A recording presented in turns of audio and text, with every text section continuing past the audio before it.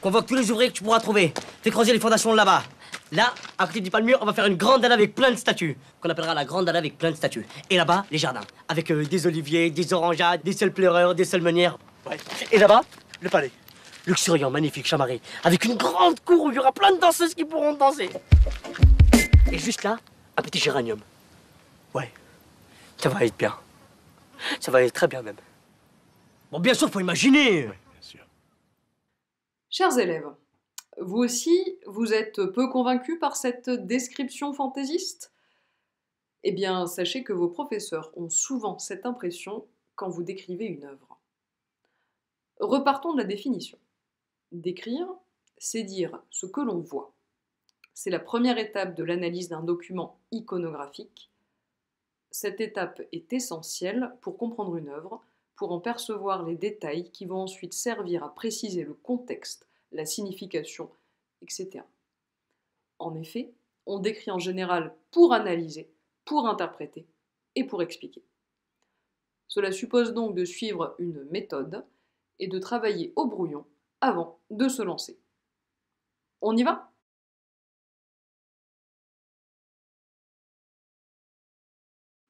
Première étape, l'identification du document. On identifie l'auteur, la nature de l'œuvre, son support et la date de réalisation. C'est ce que l'on vous demande pour présenter le document. Premier exemple, ce tableau se nomme La tasse de chocolat.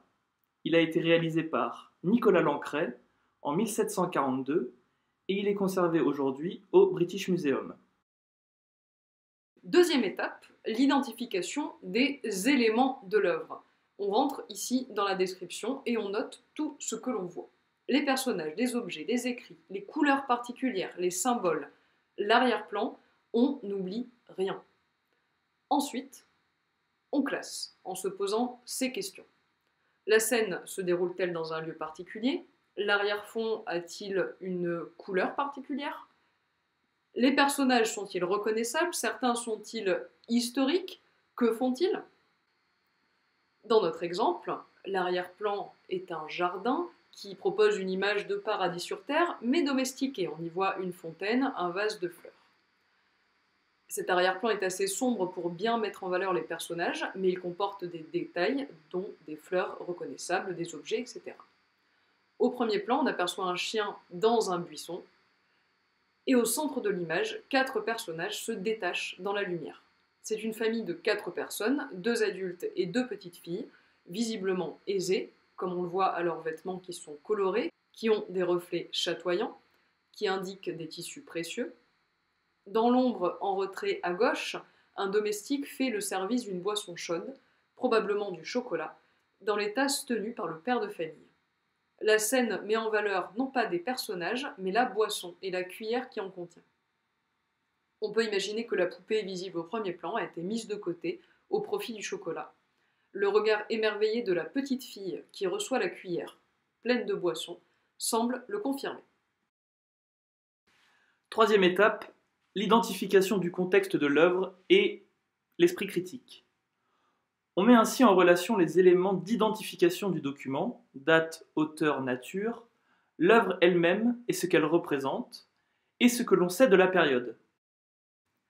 Quel est le message que veut faire passer l'auteur? À qui souhaite-t-il s'adresser? Dans notre exemple, l'œuvre est datée de 1742 en France, l'époque où le commerce triangulaire bat son plein. C'est aussi une époque où les produits exotiques connaissent un essor en Europe. Ce sont des produits de luxe que seuls les plus riches peuvent s'offrir. Se faire représenter ainsi avec ces produits est courant chez les grands bourgeois et les nobles. C'est un signe de richesse. En résumé, pour une description réussie, il faut identifier les principaux éléments de l'œuvre. S'il s'agit de personnages historiques ou de symboles politiques, il faut pouvoir être capable de les reconnaître. Identifier les différents plans et les classer par ordre d'importance. Replacer l'œuvre dans son contexte historique. Et réaliser une description organisée et développée de l'œuvre. À vous de rejouer.